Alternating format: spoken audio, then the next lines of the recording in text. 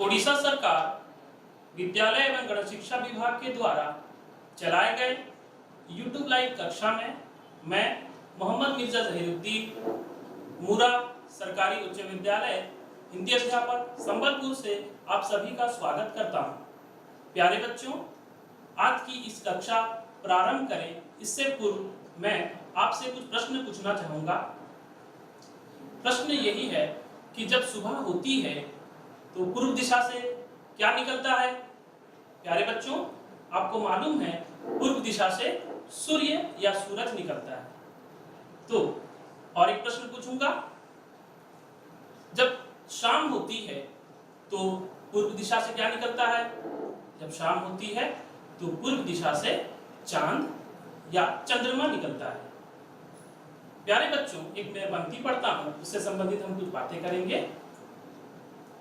चंदा मामा दूर के, पुए पकाए भूर के, आप खाए थाली में, हमको दिए प्याली में।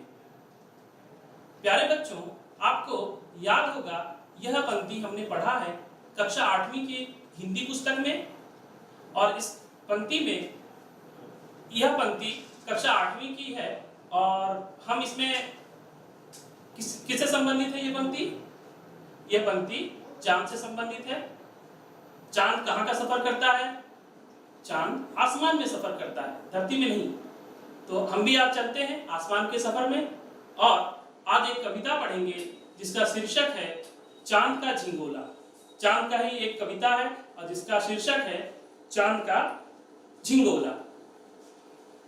चांद का झिंगोला कविता श्री रामधारी सिंह दिनकर जी द्वारा विरचित है और श्री रामधारी सिंह दिनकर के बारे में हम कुछ बातें सुनेंगे और फिर आगे कक्षा को बढ़ाएंगे। श्री रामधारी सिंह दिनकर जी हिंदी साहित्य के एक चमकते हुए सूर्य के समान हैं। श्री रामधारी सिंह का जन्म श्री 30 सितंबर सन 1908 को सिमरिया घाट मुंगेर बिहार में हुआ था। छात्रावस्था से ही उनका ओजस्वी कवि रूप सामने आ गया था। दिनकर जी राष्ट्रीय भावधारा के प्रमुख कवि रहे। उन्हें उर्वशी महाकाव्य के लिए ज्ञानपीठ पुरस्कार से भी सम्मानित किया गया। दिनकर जी राज्यसभा के सम्मानित सदस्य भी थे। इसके अलावा भारत सरकार ने उन्हें पद्म भूषण की उपाधि से भी अलंकृत किया। श्री दिनकर जी हिंदी साहित्य के एक चमकते हुए सूर्य के समान रहे। स्वतंत्रता से पूर्व श्री दिनकर जी एक विद्रोही और क्रांतिकारी कवि के रूप में हिंदी साहित्य में उभरे और स्वतंत्रता के बाद दिनकर जी राष्ट्रीय भावधारा के प्रमुख कवि रहे। श्री दिनकर जी एक ऐसे कवि रहे जिनको ज्ञानपीठ पुरस्कार भी मिला है और पद्म भूषण उपाधि से भी सम्मानित किया गया है। प्यारे बच्चों, हमने एक कविता आज पढ़ने की कोशिश करेंगे और इस कविता पढ़ने से पूर्व एक बातें हम करेंगे। चांद का झिंगोला। झिंगोला का अर्थ होता है कपड़ा, कमीज। चांद का अर्थ आपको मालूम है, चांद का अर्थ है चांद, चंद्रमा। तो चांद का झिंगोला, चांद का कमीज या कुर्ता। प्यारे बच्चों, मैं इस कविता की आवृत्ति करूंगा और उसके बाद हम इस कविता को समझने की कोशिश करेंगे। यह कविता आपकी पाठ्य पुस्तक पेज नंबर 24 में है, आप निकाल के देख सकते हैं। हटकर बैठा चांद एक दिन माता से वह बोला, सिलवा दो मां मुझे उनका मोटा एक झिंगोला। सनसन चलती हवा रात भर जाड़े से मरता हूँ, ठिठुर ठिठुर कर किसी तरह यात्रा पूरी करता हूँ। आसमान का सफर और ये मौसम है जाड़े का, ना हो अगर तो ला दो कुर्ता ही कोई भाड़े का। प्यारे बच्चों, इस कविता को हमने अभी आवृत्ति सुनी और अब हम इससे समझने की कोशिश करेंगे। हटकर बैठा चांद एक दिन माता से वह बोला। प्यारे बच्चों, जब भी हमें कोई परेशानी होती है, दुविधाएं होती है, समस्या होती है, तो हम किसके पास जाते हैं? जी हाँ, हम अपने माता पिता के पास अपनी समस्या लेकर जाते हैं और उसे समाधान कराने की कोशिश करते हैं। चांद बालक चांद है और वो अपनी माता के पास अपनी समस्या लेकर गया है और जिद करते हुए कुछ कहता है। क्या कहता है? ध्यान से देखिए। हटकर बैठा चांद एक दिन माता से वह बोला। हटकर यानी जिद करते हुए अपनी माता से वो कुछ कहता है। क्या कहता है देखेंगे। सिलवा दो माँ मुझे ऊन का मोटा एक झिंगोला। हे माँ, मुझे एक ऊन का झिंगोला सिलवा दो। झिंगोला का अर्थ है कमीज। मोटे ऊन के कपड़े की कमीज सिलवा दो। क्यों सिलवा दो? देखेंगे। चांद अपनी बात कह रहा है अपनी माता से, हे माँ, मेरे लिए एक झिंगोला या कुर्ता सिलवा दे ऊन का। ऊन यानी आप समझते हैं गर्म कपड़े किससे बनते हैं? ऊन से बनते हैं। उसी प्रकार एक कपड़ा सिलवा दो। क्यों क्यों सिलवाना चाह रहा है? देखिए आगे। सन सन चलती हवा रात भर जाड़े से मरता हूं। सन सन हवा चलती है, ठंडी ठंडी हवाएं चलती हैं। कब? रात के समय। आपको मालूम है पूर्व दिशा से पश्चिम दिशा का यात्रा पूरी करता है, सफर पूरी करता है। कौन? चांद। तो उसे ठंड लग रही है। ठंड लगने के कारण उसे तकलीफ हो रही है। अब तकलीफ हो रही है, इस वजह वो अपनी माता से उसके तकलीफ की बात कर रहा है, समस्या लेकर अपनी माँ के पास गया है। तो फिर कहता है सन सन चलती हवा रात भर। हे माता, सन सन हवा चलती है, ठंडी ठंडी हवाएं चलती है। जब हवा चलती है एक आवाज होती है सन सन। उसी प्रकार ठंडी का मौसम है और ठंडी ठंडी हवाएं चल रही है और जाड़े से मरता हूँ। जाड़े से मरता हूँ, उसे बहुत तकलीफ होती है। किसके कारण? जाड़े से, ठंडी से। आगे देखेंगे। ठिठुर ठिठुर कर किसी तरह यात्रा पूरी करता हूँ। ठिठुर ठिठुर कर। प्यारे बच्चों, हमें जब ठंड लगती है तो हम कांपते हैं। उसी प्रकार चांद को भी ठंड लग रही है और वह कांपता हुआ किसी तरह यात्रा पूरी करता है। कहां से कहां तक का? आसमान का यात्रा पूरी करता है। ठिठुर ठिठुर कर किसी तरह यात्रा पूरी करता हूं। यात्रा का अर्थ होता है सफर। आगे देखेंगे। आसमान का सफर और ये मौसम है जाड़े का। आसमान का सफर है और ये मौसम किसका है? जाड़े का है। आसमान का सफर है, ठंडी का मौसम है और चांद को तन्हा यात्रा करनी पड़ती है पूर्व दिशा से पश्चिम दिशा तक। तो माँ से वो कह रहा है, हे माँ, मुझे बहुत तकलीफ होती है, ठंड से तकलीफ होती है, इस वजह से मेरे लिए एक कुर्ता सिलवा दें ताकि मेरी रक्षा हो सके। ना हो अगर तो ला दो कुर्ता ही कोई भाड़े का। अगर हे माँ, अगर कपड़ा सिलवाना संभव ना हो, कुर्ता सिलवाना संभव ना हो, तो एक कुर्ता भाड़े का ही ला दो, किराए का ही एक कुर्ता मेरे लिए ला दीजिए, ऐसा कहता है। प्यारे बच्चों, हमने ये पंक्ति पढ़ी और अब हम आगे बढ़ेंगे कठिन शब्दों की ओर। इससे संबंधित जितने कठिन शब्द हैं उनकी हम चर्चा करेंगे। झिंगोला। झिंगोला का अर्थ होता है छोटे बच्चों की कमीज या कुर्ता। हट यानी जिद। ऊन भेड़ के रोए या ऊन। सिलवा दो, बना दो, सिलवाना। सनसन चलना, हवा के चलने का शब्द। सनसन हवा चलती है। जाड़ा यानी ठंड या ठंडी। ठिठुर ठिठुर कर, कांप कांप कर, कांपना। ठिठुरना, जाड़े से कांपना। यात्रा, यात्रा का अर्थ होता है सफर। आसमान, आसमान का अर्थ आपको मालूम है आकाश। मौसम का अर्थ ऋतु और भाड़ा का अर्थ होता है किराया।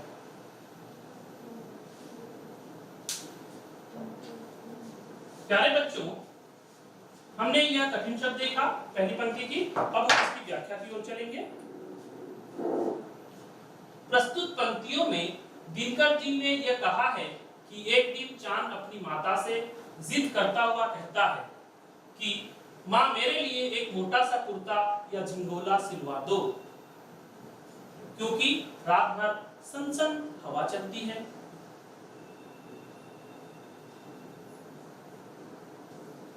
रात भर सनसन हवा चलती है और मैं जाड़े से परेशान हो जाता हूँ।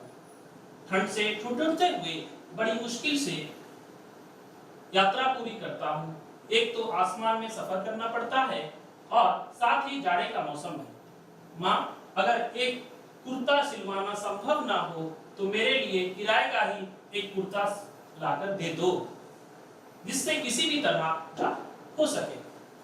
प्यारे बच्चों, हमने पहली पंक्ति पढ़ी और आगे हम दूसरी पंक्ति की ओर चलेंगे।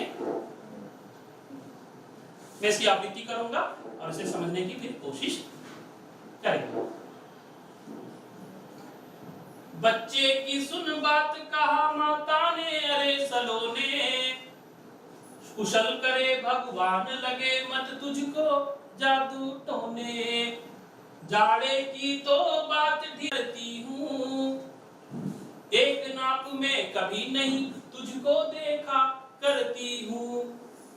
कभी एक उंगल भर चौड़ा, कभी एक फुट मोटा, बड़ा किसी दिन हो जाता है और किसी दिन छोटा।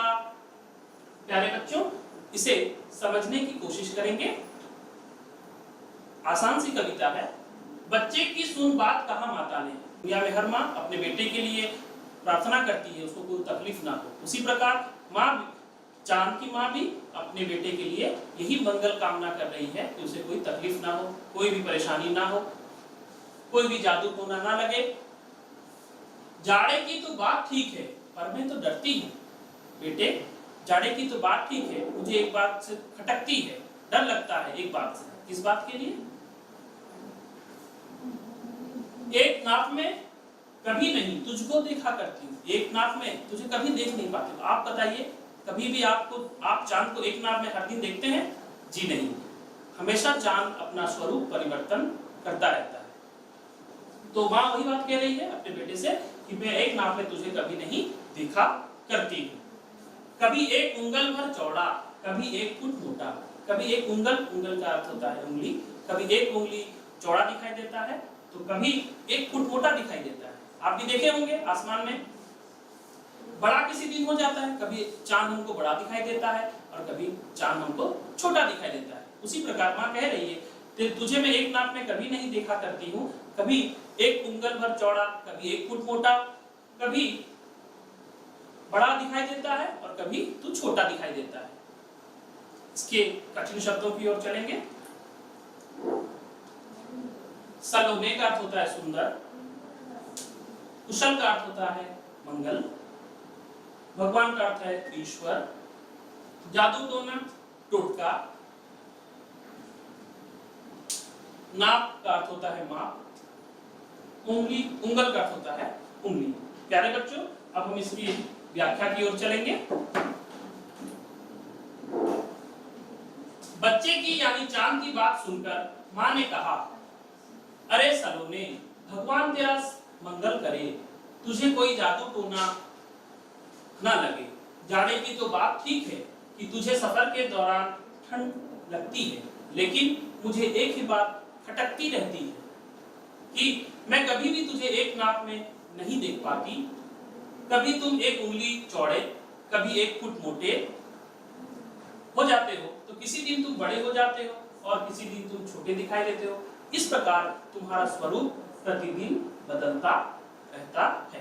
ये दूसरी पंक्ति समाप्त हुई। तीसरी पंक्ति की ओर हम चलेंगे।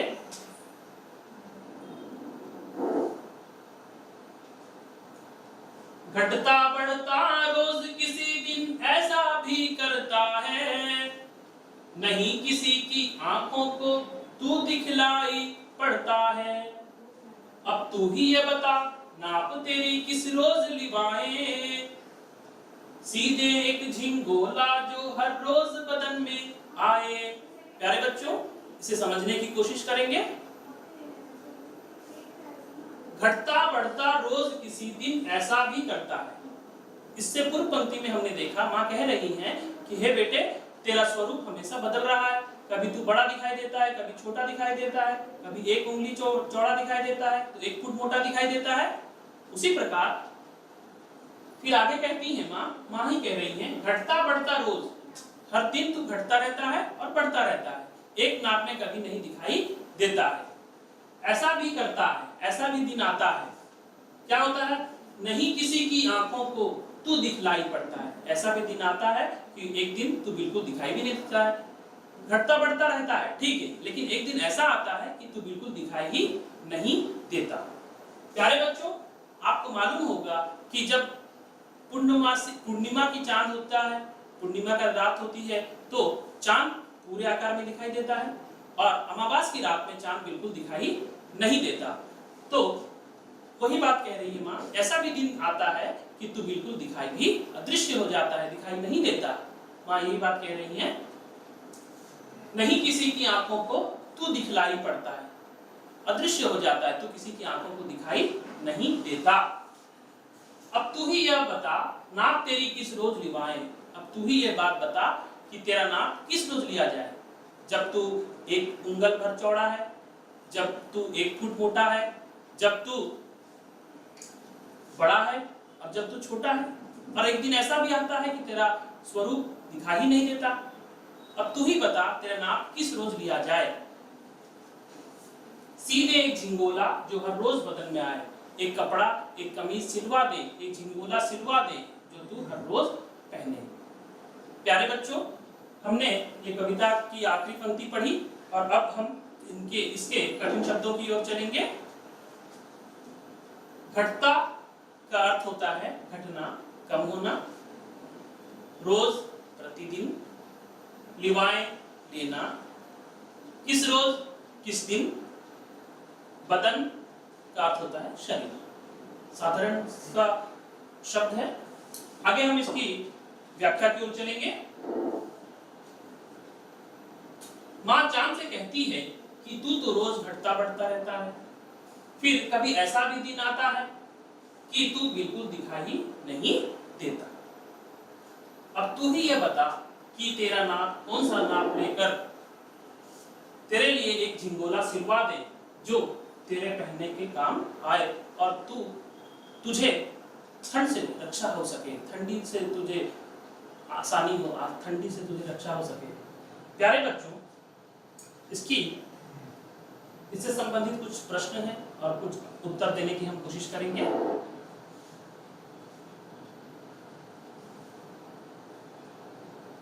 चांद का झिंगोला कविता के कवि कौन है?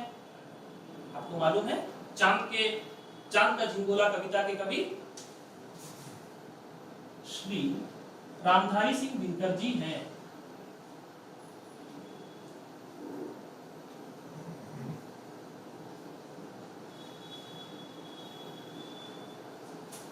चांद का झिंगोला कविता के कवि श्री रामधारी सिंह दिनकर जी हैं। चांद ने माता से क्या सिलवाने की बात की है? चांद ने माता से, बोलिए, झिंगोला, अपने लिए झिंगोला सिलवाने की बात की है। तीसरा नंबर प्रश्न देखेंगे। रात भर कैसी हवा चलती है? रात भर सन सन ठंडी हवा चलती है।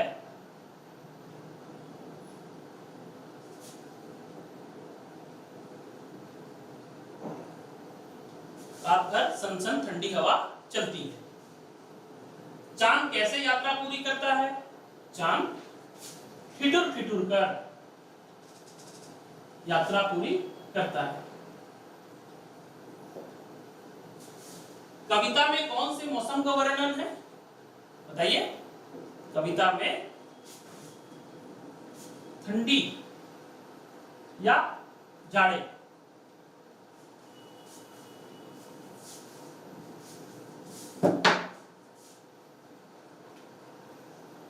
ठंडी या जाड़े के मौसम का वर्णन है। यदि झिंगोला ना सिले तो चांद कैसा कुर्ता लेना चाहता है? यदि झिंगोला ना मिले तो वह भाड़े का कुर्ता लेना चाहता है। मां ने अपने बेटे को क्या कहकर संबोधित किया है? बताइए। मां ने अपने बेटे को क्या कहकर संबोधित किया था? अरे सलोने।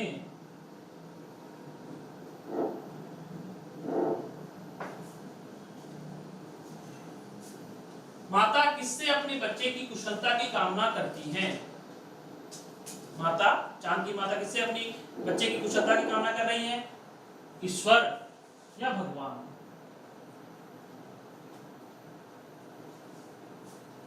कविता में किसकी नाप लेने की बात की गई है? कविता में किसके नाप लेने की बात की गई है? चांद की।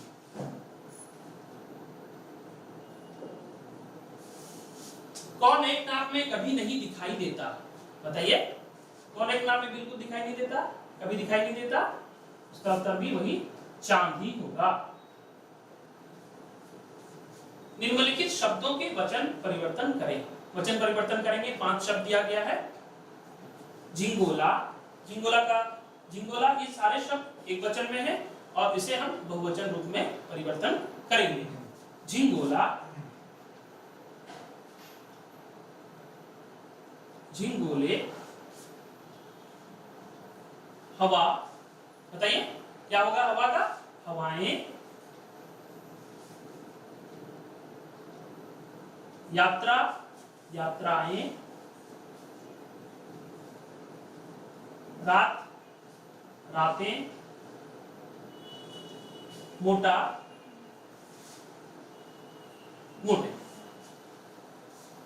प्यारे बच्चों, हमने आज इस कक्षा में चांद का झिंगोला कविता को पढ़ा, इससे संबंधित जितने कठिन शब्द थे उनको देखा और कठिन शब्दों के बाद हमने जितने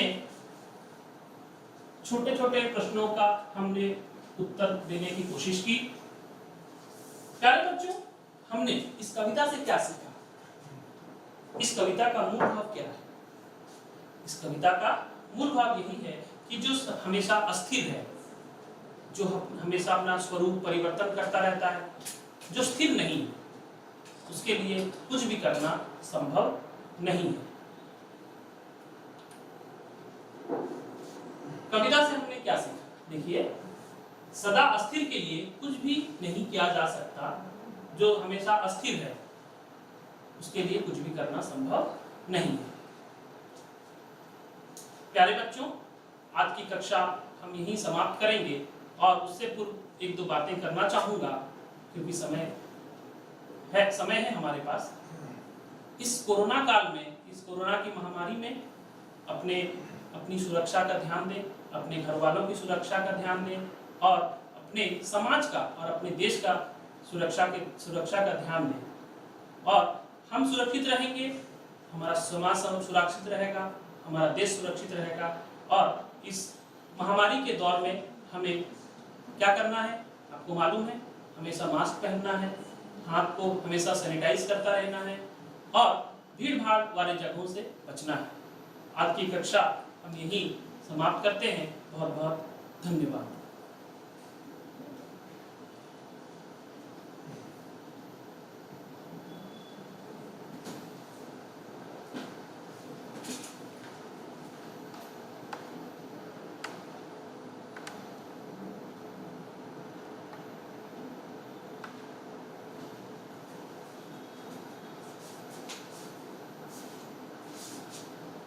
ठीक है।